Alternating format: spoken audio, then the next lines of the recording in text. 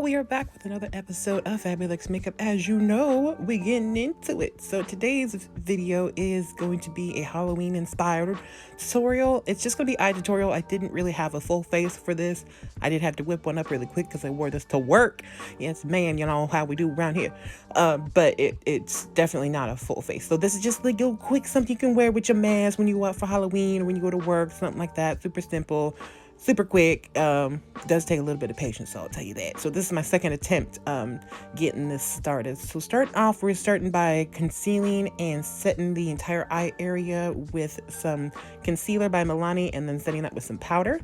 Today's palette is from CoastalScents. It is their Sleek Silhouette palette, and I'm just using some really subtle browns and a popping highlight. It was way more popping than I was expecting, but as you can see, this is like so subtle it doesn't even look like I did anything, but at the same time it does. So like I say, it's subtle. It's just one of those, like, it's just a little pop to have something there, so it's not just a plain, you know, eye with, you know, some kind of design on it. So we got a little extra, we got some shimmer going on. So what I'm doing is just a really simple half cut crease on the eye, nothing too crazy.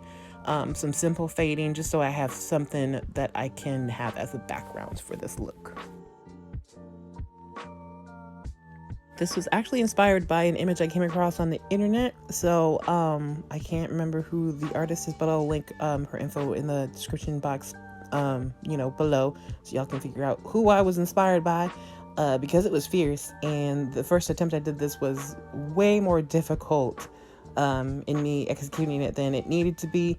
And then once I finished, I immediately thought about like a way easier way of doing it, but it was okay. However, the second way, which is the way that I am debuting on my channel today, was also kind of off the top of my head. I didn't quite know how I wanted to go about outlining the entire look. So it was definitely like building up, kind of imagining in my mind's eye what it'll look like, and then going right into it rather than just, you know, feeling confident and drawing out the entire thing, being like, yep, that's where it is, and then fill it in. Yeah, a girl can't do that. So we had to be patient, had to build it up, kind of look at it, go back, take a break, look at it again, and then figure out, okay, I need to straighten out this line, this needs to come out a little bit more, these need to be curved. So like I say, you just want to outline the entire idea that you're going for before you fill it in. So you can see that I kind of outlined a general idea, and then I'm adding in my details as I go.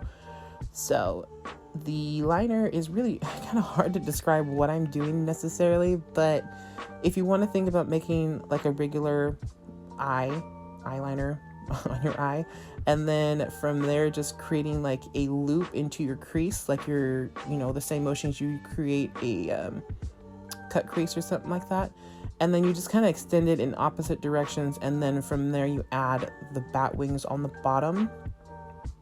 And as you can see, I try to make the tips of the wings, I guess you call them, or the claws, I don't know what, I don't know bad anatomy, but we're gonna call it the wings. As you can see, I'm curving them towards my nose slightly, so the bat wings aren't just pointing straight out, and they're not pointing up, and they're not just square, just sitting there. So they do have a little bit of motion, they have a little bit of movement to them. So when I am cleaning them up, or when I'm dragging out the, you know, outer parts to keep them looking sharp and clean, they're going to be dragged kind of towards the center of my, like towards the center of my nose, I guess is kind of where I want them to be guiding. Normally do this for, you know, more extravagant type of looks like this, when you have a big area that has a lot of pigment or color, whether you're using a liner or lipstick, whatever it is. I usually set it with some type of eyeshadow that is corresponding to whatever color I'm using. So I'm using a black eyeshadow to set all of this design, I guess. However, with the liners that I was using, they didn't really want to hold on to the eyeshadow, so you can see it's just a little bit kind of patchy, but it's not bad. It's just that's all, honestly, all I could get. I was packing it on like it was donuts on Sunday, baby, but it was just not doing it for me. But it's still, I think it still looks good. It still looks pretty solid. It's just not as pigmented in black as I wanted it to be in some areas, but this worked. Shout out to Blingy Galtings who sent me these lashes. Y'all, these lashes came in the mail like the day of me filming, and I remember that I had them, and I was like, girl, I gotta put these on, we gotta see what they look like. And they were just perfect. They were so wispy. They have just enough detail, just enough peak of the lashes to come through, not to distract, but to add that little extra something, something. You know what I'm talking about? When you add lashes, you just pops anything that you're doing. And that concludes this tutorial. This is the final look, y'all. I hope you enjoyed watching. If you did, don't forget to hit the subscribe button and the bell for notifications whenever I pop up on here, because I got a couple more things up my sleeve for Halloween before it comes. And returning members, thank you for so much for coming back to me, showing some love. Stay beautiful inside and out, and I'll be back with more from Fabulex.